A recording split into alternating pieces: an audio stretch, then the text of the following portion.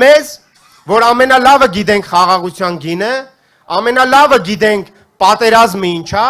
ոչ մի քպեական սիրելի հայրենակիցներ, իր նեխած ընկերոջ դիակը ռազմադաշտից քաշ չի տվել։ Իրանք չգիտեն խաղաղության գինը, մենք գիտենք խաղաղության գինը, մենք գիտենք պատերազմի գինը, բայց մենք դրանով հանդերձ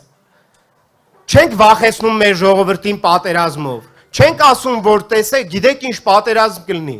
մենք ասում ենք, որ բերելու ենք արժանապատիվ խաղաղություն, մեր բանակը հզորացնելով և